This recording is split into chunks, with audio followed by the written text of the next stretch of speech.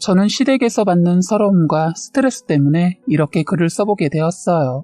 저희 시부모님들께서는 3층짜리 단독주택에서 살고 계신데 연세들이 있으셔서 일은 못하시고 아래층은 세를 주고 세를 받으면서 생활을 하고 계십니다. 세도 받고 국민연금도 받고 그러시니까 두 분께서 사시기에는 풍족하지는 않지만 두 분이 생활하기에는 부족함이 없이 쓰시면서 살고 계세요.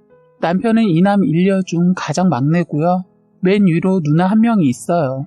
그 누나 중 한 명은 철물점 사업을 하고 있었는데 그 사업이 쫄딱 망하게 되면서 오갈 데가 없자 저희 시댁 단독주택집 1층에서 살고 있어요. 처음에는 아버님이 반대를 많이 하셨다고 들었습니다. 왜냐하면 저희 아버님 워낙 생활력이 강하시고 게으른 거 못 보시고 다른 시집 가면 그만이라고 생각하시는 그런 분이시거든요. 그리고 아버님이 고모부님을 마음에 안 들어하는 것 중에 하나가 생활력과 게으름, 거기에다 제일 싫어하는 술을 좋아하는 것 때문에 고모부님을 엄청 미워해요. 거기다 하는 사업까지 망하고 나니까 더 미워했던 것 같아요. 그런데 어머님은 달라요. 자식이 어려우면 부모가 도와야지 어떻게 하냐고 하면서 어머님이 품으려고 했어요. 저는 그런 어머니를 대단하다고 생각했는데 자식에게만 그런 분이셨어요. 그리고 어머님 눈밖에 나면 얄짤없어요. 그래서 두 분이 고모네 때문에 큰 싸움 몇 번 하시고 결국엔 어머니 승리로 고모네가 어머님 아래층으로 세를 들고 들어가게 되었어요. 그리고 고모부님 또한 처가에는 절대로 들어가지 않겠다고 고집을 부렸는데 딱히 오갈 곳도 없고 무엇보다 집을 얻을 돈도 없었다고 해요. 고모네 시댁에도 시어머니 한 분 계시는데 그쪽도 사는 것이 넉넉하지 않고 들어가 살 정도가 안 되어서 시댁에도 갈 수가 없었다고 하네요. 그런데도 고모부님이 고집을 부리고 처가에는 안 들어간다는 거 시누이가 고모부님을 설득해서 세를 내고 사는 조건으로 겨우 들어갔다고 들었어요. 그런데 살다가 어느 순간부터는 세를 내지 않고 산다고 들었네요. 제가 왜 이런 얘기를 하냐면 시부모님께서 너무 차별을 하셔서 그렇습니다. 자식한테는 저러면서 저하고 저희 막내한테 한 짓이 너무 화가 나서요. 저희 집 식구는 자식이 3명이에요. 원래는 남들처럼 2명만 낳고 키우려고 했는데 첫째와 둘째가 동생 하나 더 낳아달라고 몇 년을 졸라대는 바람에 너희한테 선물한다는 생각으로 셋째까지 낳게 되었네요. 셋째를 낳을 때 생각하면 분통이 터지고 화가 나는 일이 하나 있었어요. 시어머니와 시누이가 제가 출산한 산부인과 입원실에 오셔서 축하도 해주셨지만 악담도 하시더라고요. 애를 낳은 그날 이게 할 소리인가 싶네요. 시어머니 한다는 소리가 니들이 생각이 있냐? 요즘 2명 기르기도 힘든 세상인데 셋을 어떻게 키우려고? 난 니들 보면 속이 탄다 속이 타. 그나마 마지막은 아들인 줄 알았더니만 딸 아유 징그럽다. 고추 하나 달고 나오지. 기대를 하지 말아야 했었는데 그나마 기대를 해서 그런가 더 성질이 난다야. 그러더라고요. 참 그 말 듣고 황당했어요.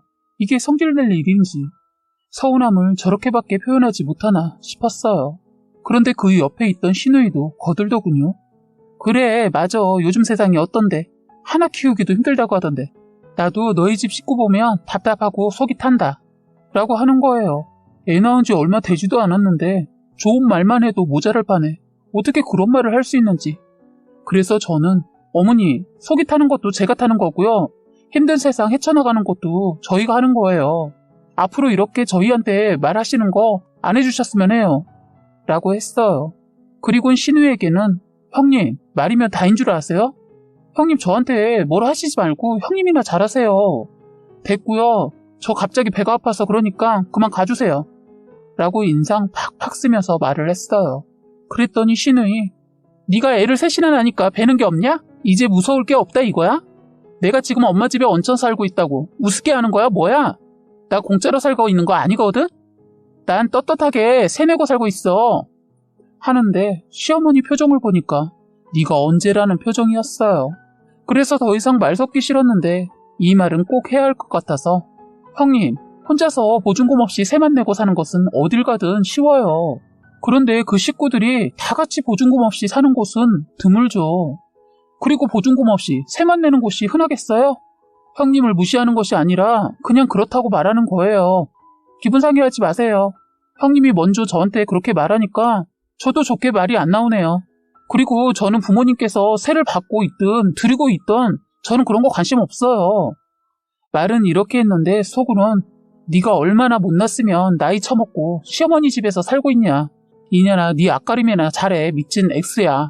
라고 목구멍까지 올라오는 거 말하고 싶었지만 참았습니다. 신우이 이 말 듣고는 입이 쭉 나와서 궁시렁궁시렁거리고 원래는 이렇게까지 제가 대들거나 말을 하지 않지만 갑자기 제가 이런 말을 하니까 시어머니 무안하셨던지 그래 알았다 뭐 니들이 잘 키우겠지 우리한테 손 벌릴 생각 마라 라고 하시더니 병실에서 쏙 빠져나가시더라고요. 저 인간들 이렇게 할 거면 왜 왔는지 참 이해를 못하겠더군요. 그냥 저도 당하고만 있지 않고 싸댔지만 애 낳자마자 그런 말을 들으니까 분이 안 풀리고 너무 화도 나고 괜히 제가 불쌍해서 눈물이 다 나더라고요. 남편은 회사 일 때문에 제가 출산하고도 출산휴가도 내지 못할 만큼 바쁜 회사를 다니고 있어요. 달리 말하면 악당 사업주가 운영하는 뭐 그런 회사죠. 아내가 출산하면 회사에서는 당연히 출산휴가도 줘야 하는데 남편 회사는 그러지 않더군요. 혼자 있을 때 그런 소리를 들으니까 화가 나서 회사 끝나고 병실에 찾아온 남편에게 바가지를 팍팍 긁어댔죠. 나 오늘 진짜 열받는 일이 있어. 당신 어머니하고 누나 왜 그래? 힘들게 아기 낳았으면 다독이면서 축하는 못 해줄 망정 우리 보고 속이 타고 답답하대. 형님까지 그러니까 진짜 눈물 나더라. 당신이 제대로 못하니까 내가 욕먹잖아. 나 진짜 속상해서 미칠 것 같아. 라고 했어요. 남편도 자기 엄마 누나가 어떻게 했을지 아니까 저에게 미안하다고 하면서 저를 하나 진정시켜주더군요. 다음엔 내가 그렇게 못하게 할게.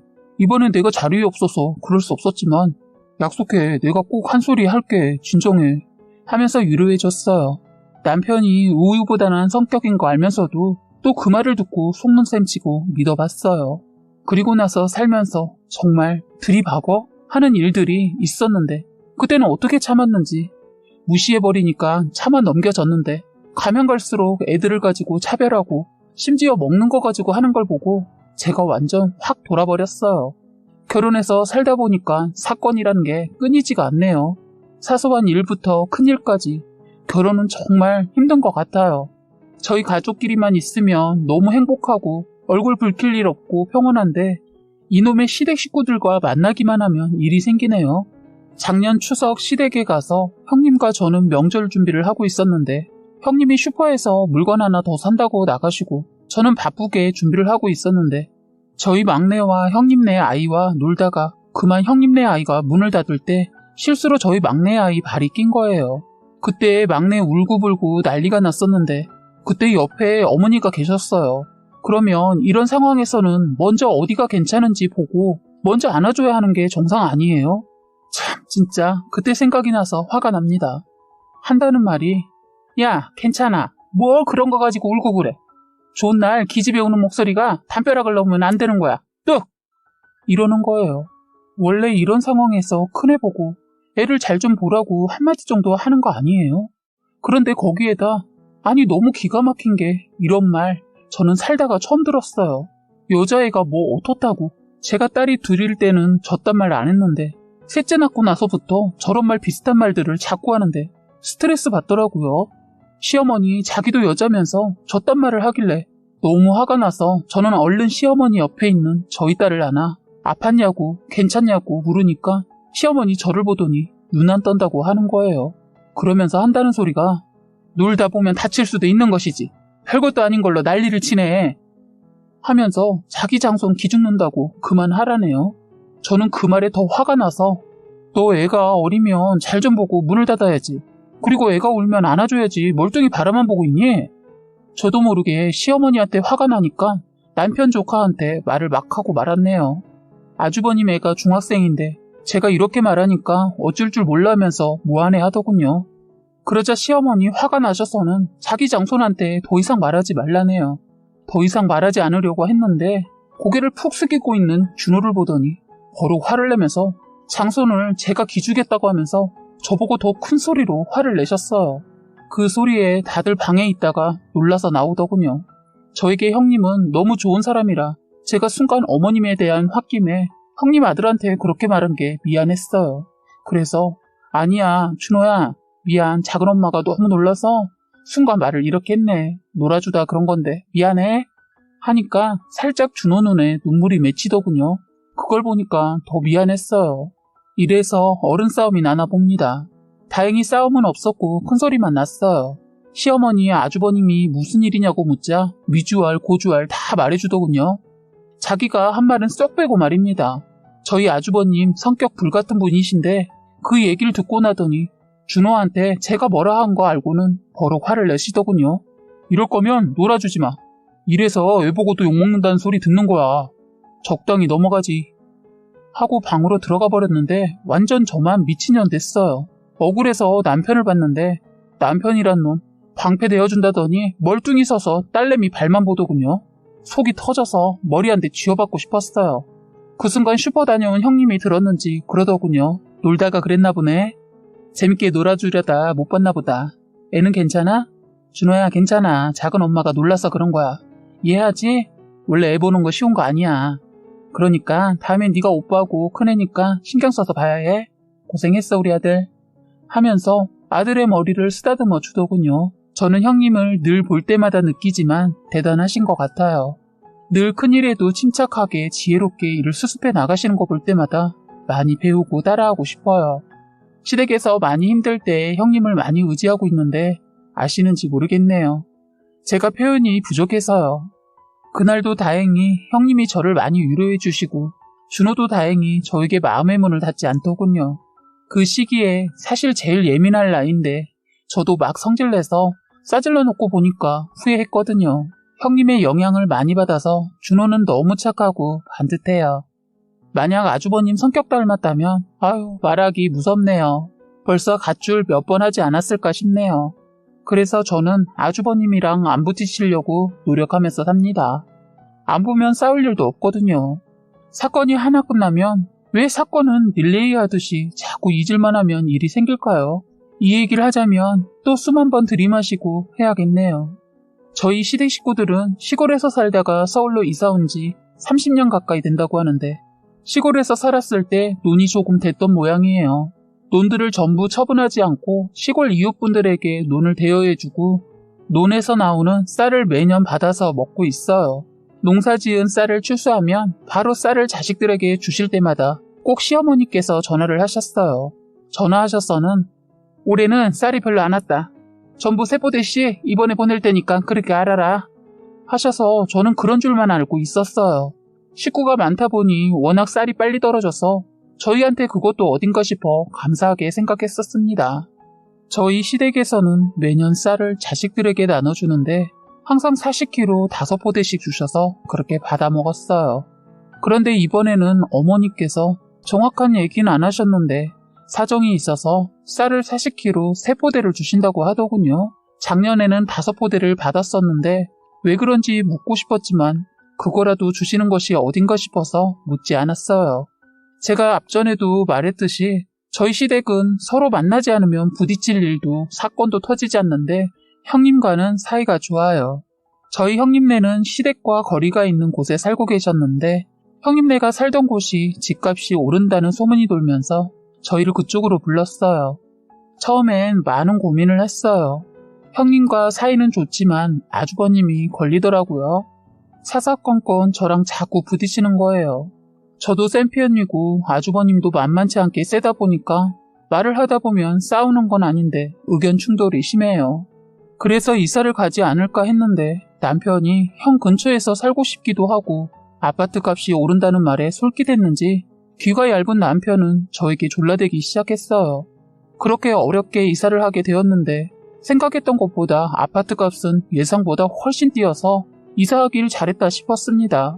그런데 문제는 형님네와 동은 다르지만 같은 동네 가까이 살다 보니까 굳이 모르면 시댁에 서운하거나 기분 나쁠 일이 생기지 않았을 텐데 가까이 살다 보니까 우연히 알게 되는 일이 생기더군요.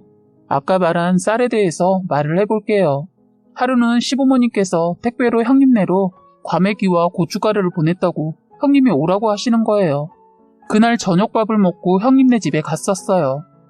이런저런 이야기를 나누고 집에 가려고 하는데 배에서 신호가 와서 화장실을 가려고 하는데 마침 거실에 있는 화장실에서 준호가 사용 중이라 어쩔 수 없이 안방 화장실 좀 사용한다고 들어갔어요.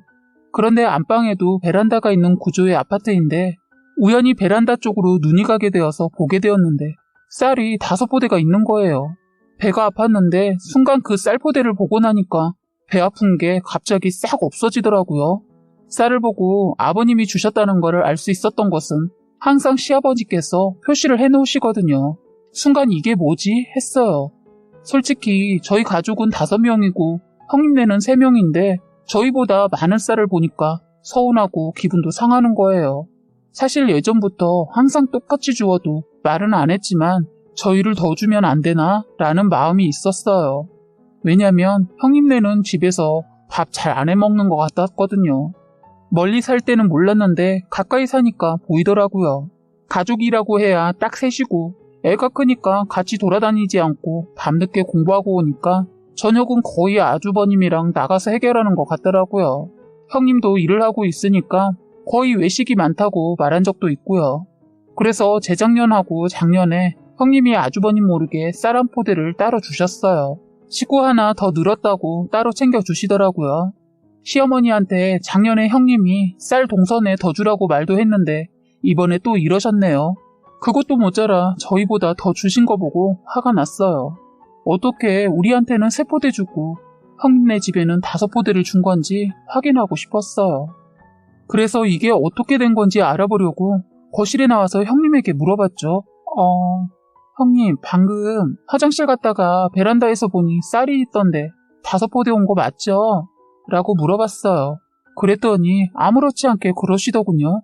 응, 어머니한테 전에 전화해서 우리는 집에서 밥 잘 안 먹으니까 3포대 주고 나머지 2포대 동생네 다 주라고 했는데 또 이러셨네. 까먹었나? 이따 갈 때 서방님 불러서 2포대 실어 가 하더군요. 정말 이런 걸로 차별을 하니까 시어머니 기분 더럽게 하더군요. 그런데 더 황당한 소리도 들었네요. 아, 참, 동서. 그런데 어머님이 작년에 쌀 더 주신 적 있어? 작년에 받아온 쌀 많이 남았을 거라고 하면서 적게 보낸다는 말이 있던데 설마 적게 보냈어? 아니지? 어머님이 착각하셨나? 이 말 듣고 기가 막히고 어이가 없었습니다. 저는 형님한테 사실들을 말했어요. 형님도 저에게 그 말을 듣고 왜 어머니가 그렇게 하지? 동서, 어머니한테 밉보인 일 있어? 묻더군요. 순간 제가 셋째 낳고 일어난 일이 생각나서 형님한테 말해주면서 제가 어머니에게 못했으니까 제가 미운이 저렇게 했겠죠. 근데 어머니 참 너무하시네요. 먹는 걸로 이렇게 뒤에서 차별하니 속상해요. 라고 했어요. 형님도 저의 기분을 아셔서 그런지 다독여 주더군요. 그날은 형님의 따스한 말도 위로가 되지 않더군요. 제가 침울해하고 있으니까 형님이 아유, 시자들은 시대가 변해도 변하지가 않아. 그치? 그딴 일로 먹는 걸로 차별을 하냐, 치사하게. 하면서 위로해 주시려고 애쓰더군요. 그냥 아주버니 오기 전에 집에 가는 것이 좋겠다 싶어서 형님한테는 쌀에 관한 거 말하지 말라고 하고 집에 왔습니다. 남편한테 말해봤자 그나마 받아먹고 있는 쌀도 못 받아먹을 것 같아서 제 선에서 해결하려고 벼르고 있었어요. 일주일 후에 아버님 칠순이었거든요. 요즘은 코로나 때문에 칠순이라고 해서 거하게 잔치하지 않고 사정상 식구들하고 간단하게 식사를 하기로 했어요. 그날 저희 가족은 깔끔하게 차려입고 갔습니다.